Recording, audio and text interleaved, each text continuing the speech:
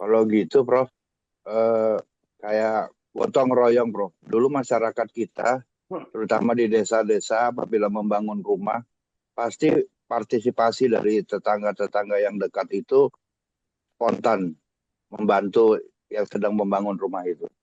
Kalau Ya, sekarang itu yang saya dengar waktu tsunami kemarin, mau ngangkat mayat itu harus ada duit 50.000 dulu.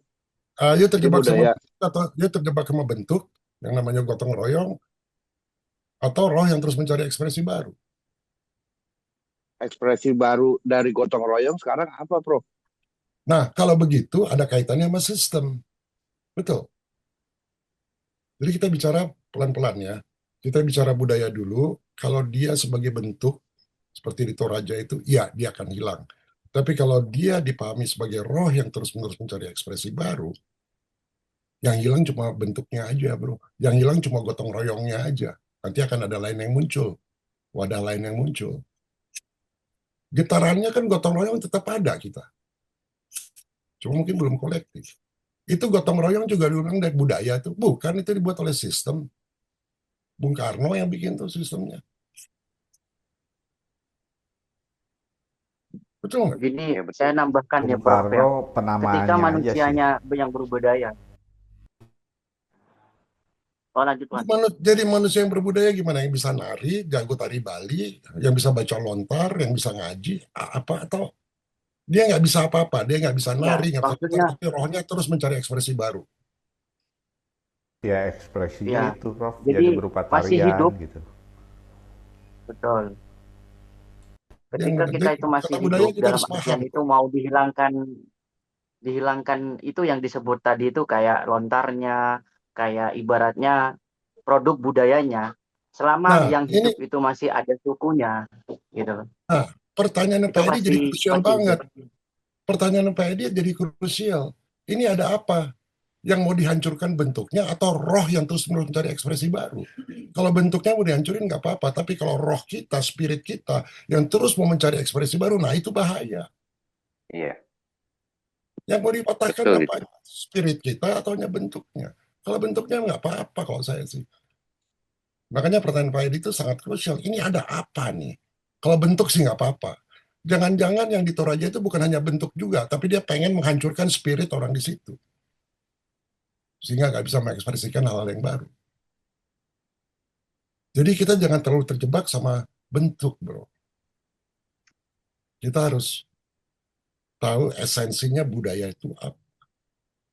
Jangan lupa loh, agama itu lahir dari budaya. Ya tapi invasi kalau yang agama apa Abrahamik itu kan. Oke, kalau gitu gini. Kita mau bicara itu ya, tadi apa yang Tovan bilang. Ekspresi dari apa? Dia bilang tadi Abraham. Invasi, Invasi Ah, dari apa? invasi terhadap agama Abrahamik. agama Oke, samawi lah itu kan invasif. oke, ini mau Sifatnya. Natal ya. Ini mau Natal ya. Kita lihat ya, sekarang kita lihat dari Natal ya. Ada agama aliran Calvin, Advent, apalagi Protestan. Itu asal muasalnya semua dari mana nih? Wadahnya kan beda semua. Asalnya itu dari rasul-rasul Yesus, lalu rasul-rasul Yesus itu uh, uh, tersebar sehingga disebut agama Kristen yang ada di timur, yang disebut Ortodoks. Lalu ada lagi agama Kristen, bukan Katolik waktu itu, yang ada di Roma, itu di barat sama yang di timur. Nah, disebut ortodoks karena ada heterodoks juga, ada yang beragam-ragam. Ya, paganisme termasuk heterodoks. Lalu ada yang di Roma. Yang di Roma pemimpinnya itu namanya Paus, yang di sini namanya Patriarkat kalau nggak salah. Ya, lalu mereka mengembangkan di Alexandria. Kristen tuh di situ. Belum ada agama Katolik waktu itu. Kita bicara budaya dulu ya dalam bentuk agama. Lalu ngembangin di Antioquia, di Syria. Lalu di muaranya akhirnya di Turki lah konsen. Lalu ada seseorang namanya Konstantin, dia dari York, dia dibujuk oleh ibunya untuk menyerang Roma. Dia serang tuh Roma tuh. Tapi belum sampai di Roma, dia punya ibu namanya Helena. mati. Akhirnya dia berkuasa jadi negara Konstantinopel kan. Sudah itu antara Barat sama Timur ini ribut, ya. Kita bicara dulu Kristen, beberapa Katolik nih, ya. Ribut, lalu dibikinlah kitab suci, Alkitab, lalu Islam muncul. Itu budaya baru kan Islam, bentuk baru. Dan itu adalah roh yang terus-menerus mencari ekspresi baru. Whether you agree atau enggak. Akhirnya yang di Turki itu diserang sama yang Islam, sehingga Kristen yang di timur itu minta bantuan Barat. Barat bantu dihancurin, tapi Barat nggak mau mengembalikan. Akhirnya pecah dalam berbagai bentuk. Terus terjadi perang salib 9 kali. Bentuknya berubah-ubah, bro. Tapi rohnya terus mencari ekspresi baru. Muncullah agama Protestan, muncullah agama Calvin, muncullah agama macam-macam alirannya. Tapi yang satu mengklaim itu bidat, itu nggak benar, itu kan gitu kan. Tapi itu kan sebenarnya roh yang terus-menerus cari ekspresi baru. Di Islam pun ada begitu. Ada Ahmadiyah. Dan itu mau dihancurkan bentuknya, bisa hancur bentuknya. Tapi spirit manusia mencari roh itu untuk cari ekspresi baru. Makanya banyak agama-agama baru. Yang hilang adalah wadahnya. Kita lihat agama-agama Zoroaster. Zoroaster kan udah boleh dibilang hilang. Tapi vibrasinya kan nggak hilang getarannya. Maknanya itu tetap abadi, itu Zoroaster. Jadi kalau kita bicara budaya, bro, kita jangan terjebak sama simbol. Budaya itu, kalau saya memahami itu sebagai roh yang terus mencari ekspresi baru. Bisa melalui musik, bisa melalui apa. Musiknya dihancurin, dia cari lagi ekspresi baru. Ininya lontarnya dihancurin, dia cari ekspresi baru. Jadi budaya itu ekspresi. Dari yang tadi yang Tovan bilang raga sama jiwa. Raganya bisa dihancurin, bro.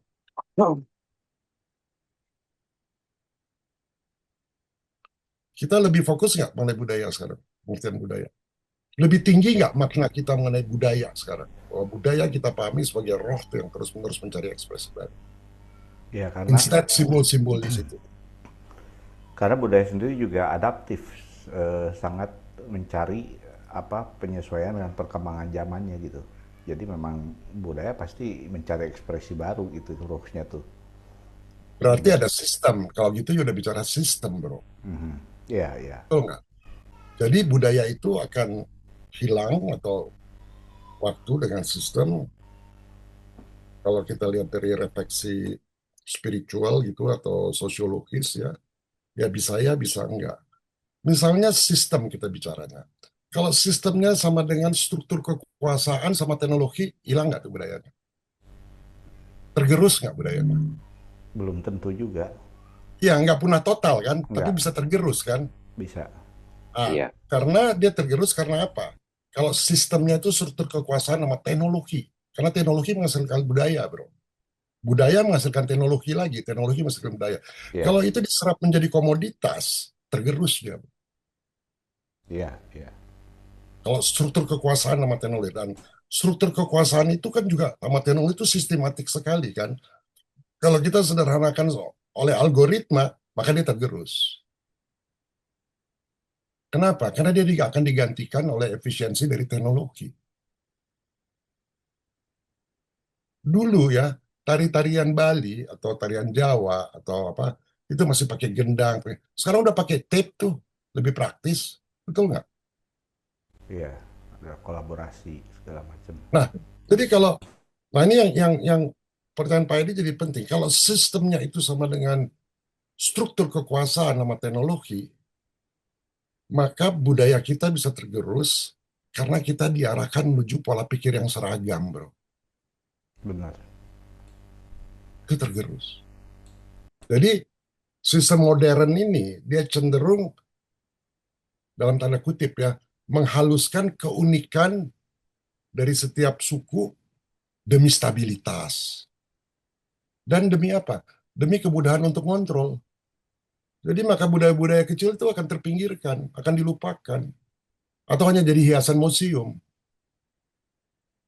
Nah, itu sistemnya, ada sistem struktur kekuasaan dan teknologi. Sekarang kira-kira di Indonesia sistem itu yang berjalan atau enggak? Maksudnya gimana, Prof, di Indonesia? Kan sistem itu ada beberapa sistem. Saya bicara yang pertama dulu. Sistemnya berdasarkan struktur kekuasaan dan karena ada teknologi sekarang. Jadi kalau sistemnya itu, maka budaya bisa tergerus. Bukan punah total ya, bisa tergerus. Karena struktur kekuasaan dan teknologi itu diserap oleh kita menjadi komoditi. Seperti persis yang terjadi di Toraja. Itu kan demi lahan, demi komoditas kan. Bentuknya hilang. Nanti diganti jadi mall tuh kali di situ. Nah, kalau itu terus-menerus gitu, bahwa bentuk, saya bicara bentuk ya, dihilangkan gitu, simbol-simbol itu dihilangkan, lama-lama nanti orang merasa, ah ini udah biasa, pola pikir kita jadi seragam kan, Iya. demi efisiensi. Sama dengan petani kita dulu. Di sawah, di Jawa Barat banyak sawah, sekarang cari sawah udah susah banget. Mall semua sekarang. Kita udah biasa pikir gitu. Pola pikir kita jadi seragam. Jadi pertanyaan Pak Edi jadi relevan, ini ada apa? Apa kita lagi menuju pola pikir yang seragam nih?